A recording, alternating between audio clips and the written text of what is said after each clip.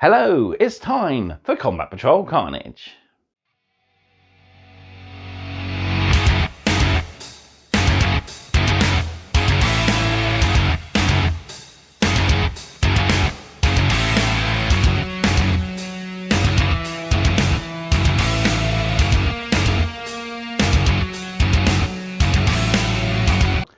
And we're at the home stretch now for issue 32. We are looking at our latest game. We got the starting pages for the shooting phase in their core rules, and we learn all about the Aeldari faction ability Strands of Fate. So it's a sort of a mid-battle scenario again, but we get to look at how these special abilities work on the battlefield in action, which is quite nice. Instead of us doing it ourselves for a game, we get to learn these as a sort of step-by-step guide, which is quite handy. So before we hit the table, don't forget to do all the usual: like this video, subscribe to the channel, drop me a comment down below. Love hearing back from you guys, and it goes a massive way to help the channel out. On a note, we're about 500 minutes of views away from being monetized, which would be quite nice for this channel. It's a nice milestone to get. So yeah, send these videos out to your friends if they like to watch some get started stuff or have something nice in the background while they're hobbying. More views will help this channel get noticed and will mean I can bring you more and more content in the future.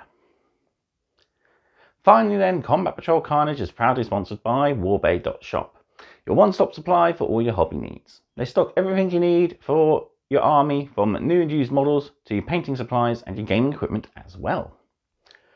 They also stock Combat Patrol magazine and various other little Warhammer oddities such as collectible coins and pin badges.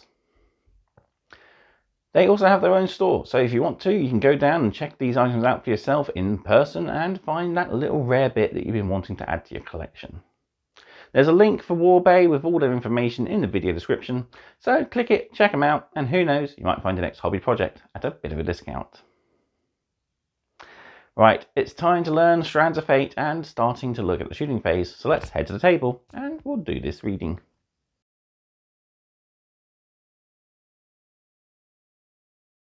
So here we are then, back with issue 32, and I've got my Aeldari data cards here as we're going to be looking at the Strands of Fate rules in this issue. So first off, we've got a page all about the shooting phase to look at, and then we can dive into our tutorial. So here we go. Past our story, and here's our first rules page. So the shooting phase. Guns, thunder, and shrapnel flies through the air. Bursts of muzzle flare and beams of lasfire illuminate the fog of war, and spent ammunition cartridges litter a battlefield. In your shooting phase, if you have one or more eligible units from your army on the battlefield, you can select those units one at a time and shoot them. Each unit can only be selected to shoot once per phase. Once all the units you've selected have shot, progress to your charge phase. A unit is eligible to shoot unless any of the following apply. That unit advanced or fell back. So yeah, there we go. We're going to start looking at the core rule page for the shooting phase. So use a sequence for shooting, selecting an eligible unit, select targets, make attacks, and repeat. So you're selecting your targets, you want to pick out which of the enemy. Usually you want to go for the closest one or the one that's sat on the objective. We've got a rule here to learn about called lone operative. So assassins and other covert agents are difficult to track and pinpoint in the swirling maelstrom of battle. Unless part of an attached unit, this unit can only be selected by target of a ranged attack if the attacking model is within 12 inches. So yeah, very nice stealthy ability there. Speaking of another stealthy ability, we've got stealth to look at. So make ranged attacks, so roll your dice to roll to hit, and then roll to wound. And then your opponent gets to make any saves. Locked in combat, remember that being in engagement range is not always the end. You can still fire off sidearm fire, such as pistols. If you're a monster or a vehicle, you get big guns never tire, so you can still shoot your full complement of weapons. We got full rules there for big guns never tire. And we got another rule here, stealth. Some warriors are masters of disguise and concealment. If every model in a unit has this ability, then each time a ranged attack is made against it, subtract 1 from the hit roll. So we need to remember this, as our Von Ryan's Leapers have stealth, which I've been keeping forgetting over the times, but usually they have died regardless. But yeah, there we go. It's the first page of the shooting phase. We've got a few more pages yet to go, as it goes into quite some detail. Right, moving on, we have Strands of Fate. Strands of Fate is a special ability that allows you to use your Farseer's predictions to influence the course of a battle. Before the battle, your Farseer scries the future for knowledge of events to come. This is represented in the game by your Fate dice, which are used to influence the outcome of certain actions.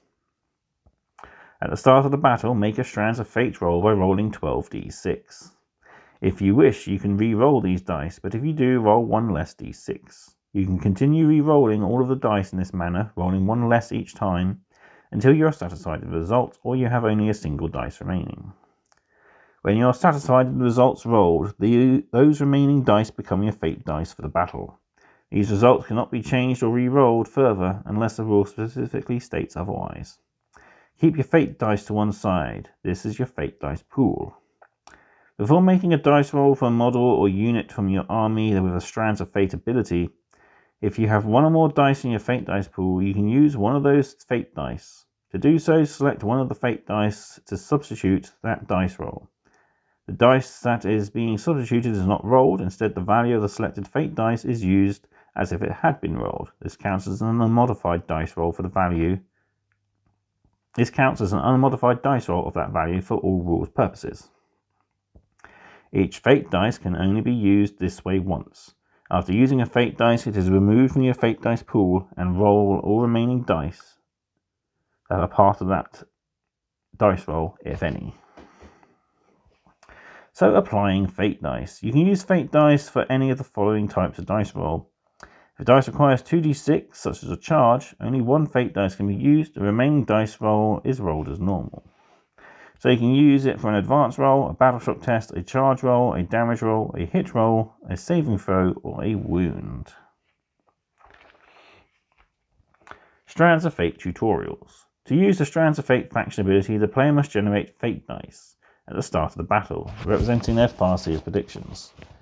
They can then choose to substitute dice in dice rolls throughout the game with one of the predetermined results that they have generated at the start of the battle. So, start of battle. Before the battle begins, the player rolls 12 dice. If they are not happy with this result, they can re-roll with 11 dice. They can continue rolling if they choose, but they must roll one less dice each time. So, our first dice roll is pretty poor. We've got lots of 1s and 2s, which aren't going to be very beneficial to us. So we try it again. We lose a dice, but we have a little bit better spread. We've got some 5s, some 4s, and a 6 there as well. So much more pleasing rolls and a couple of low-level scores just in case. Fate dice for a d6 roll. When using a Fate dice for a d6 roll, you must declare that you are doing this before you make the roll. You cannot decide to do this after making a roll. In this example, the Farseers in Combat Tyranid Prime, they substitute the dice for a Fate dice, guaranteeing a hit, and then remove the dice from the pool of their Fate dice pool. Fate dice for a 2d6 roll. When using Fate dice for a 2d6 roll, you can substitute a maximum of 1 dice for a Fate dice. The other dice is rolled as normal. In this example, the Wind Riders are attempting to charge. The player uses a 6 from a Fate dice and then rolls a 3, giving them a charge of 9, which is enough to run down those termagants. Right then, so we got a tutorial here for Strands of Fate. Strands of Fate is an Aeldari faction ability. It allows you to use the foresight of your Farseer to predict the future events. Before the start of battle, you generate predetermined outcomes of dice rolls. You can then apply these as needed as the battle unfolds. We start the battle beginning of round 2. Both players have moved their units forward to take objectives and to engage the other side. Several units are clustered around objective 4. Meanwhile, the Aeldari players have free reign of objectives 1 and 5. The Space Marine player takes the first turn this battle round. And we've got our Fate dice. So we've already rolled our Fate dice. So this is the results. 2 6s, a 5, 4 4s, 3 2s, and a 1. So we'll set up the battlefield and we can go through the tutorial over the pages, and then we'll come back and have a recap and see what's in our future issues. So here we are set up in our mid-battle. We got our librarian down here, depleted Infernus Marine squad, our captain, the guardians of the weapon platform, the Farseer, jet bikes, depleted unit of jet bikes, and our Wraith Lord there as well. We've also got our Fate dice pool, 2 6s, a 5, 3 4s, 3 2s, and a 1 there, ready for our dice rolls. So, into the Space Marines turn. So, here we go. Space Marines turn. The Space Marines are strong, but they are outnumbered by the Aeldari force, which makes it difficult to contest a majority of the objectives. Since the first turn, they have moved forward and engaged enemy units. Some of the Space Marines have entered close combat, while others are standing back to continue firing on the Aeldari to wear them down. Space Marines command phase. The Space Marine player generates a command point, scores victory points, and checks to see if any units need battle shock. No battle shock tests are needed, and the command phase ends. Movement phase. None of the units need to move. Shooting phase. Eligible Space Marines fire on the Aeldari force. Charging phase. The Space Marine player does not declare charges. Fight phase. 2 players take it in turns to fight their eligible units, starting with the Aeldari player. Once all eligible units are fought, the phase ends. The Aeldari player picks the Wind Riders to fight. They succeed in making 2 hits. The player wants to ensure they inflict damage, so they elect to use a Fate dice, substituting a 5 for a wound roll, inflicting a wound and killing an Infernus Marine. The 3 remaining Infernus Marines attack the Wind Riders. The Aeldari player decides that it is really important the Wind Riders survive and uses a 4 to automatically pass the save roll needed, thus thwarting the Infernus Marines' attacks. Aeldari turn. The Aeldari force has moved across the board, securing objectives and engaging the enemy with their greater numbers.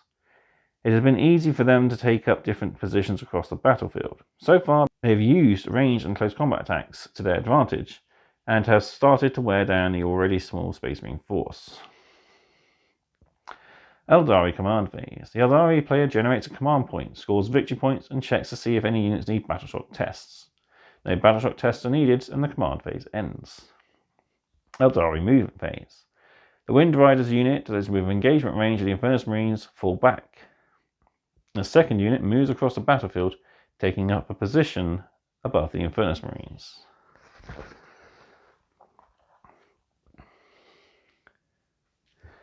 So these fall back, and this unit moves over to about there. Aeldari shooting phase. The Aeldari units shoot on the Space Marines.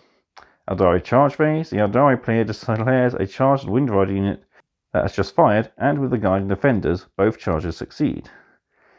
The 2 players take it in turns in the fight phase to fight with their units. So we've got another Fate dice used here. After the first unit of Wind Riders has made a fallback move, the second unit opens fire.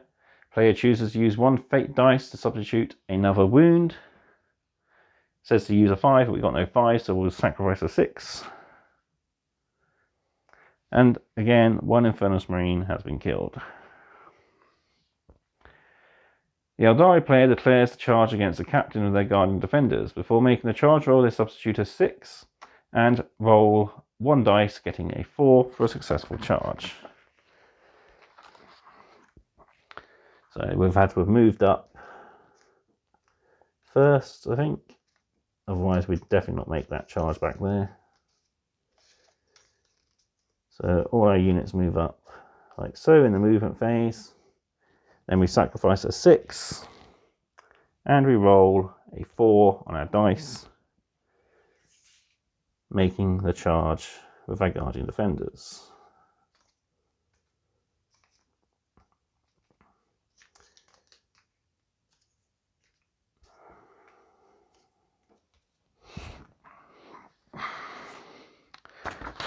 And there we go. That's Strands of Fate pretty much in a nutshell.